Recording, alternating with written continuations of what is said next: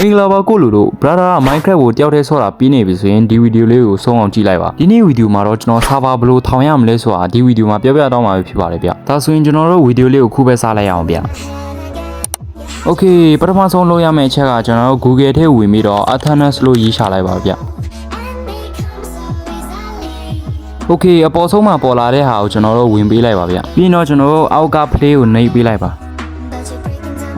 ဒီလိုမျိုးပေါ်လာပြီဆိုရင်တော့ကျွန်တော်တို့ sign up လုပ်လို့ရပါပြီဗျကျွန်တော်ကတော့ Google နဲ့ပဲ sign in လုပ်လိုက်ပါတယ်ဗျ Okay ဒီလိုမျိုးပေါ်လာပြီဆိုရင်တော့ကျွန်တော်တို့အပေါ်က create server လေးကိုနှိပ်ပေးလိုက်ပါဗျ Okay ဒီလိုမျိုးပေါ်လာပြီဆိုရင်တော့ကျွန်တော်တို့ Java မှာထောင်လား Bedrock မှာထောင်လားကြိုက်တဲ့ဟာကိုရွေးလို့ရပါတယ်ဗျနောက်ပြီးတော့ကျွန်တော်တို့ name ကိုလည်းအောက်မှာချိန်ပေးလို့ရပါတယ်ဗျ Okay ပြီးရင်တော့ကျွန်တော်တို့ create ကိုနှိပ်လိုက်ပါဗျ Okay ဒီလိုမျိုးပေါ်လာပြီဆိုရင်တော့ကျွန်တော်တို့အောက်က skip ကိုနှိပ်ပေးလိုက်ပါဗျ Okay ဒီလိုမျိုးဖြစ်သွားပြီဆိုရင်တော့ကျွန်တော်တို့ရပါပြီဗျအပေါ်က start ကိုနှိပ်ပြီးတော့ကျွန်တော်တို့ server ကိုစောက်ဖွင့်လို့ရပါပြီကျွန်တော်တို့ဒီနှစ်ခုကိုမှတ်ထားပြီးတော့ကျွန်တော်တို့Minecraft ထဲက server ထဲမှာ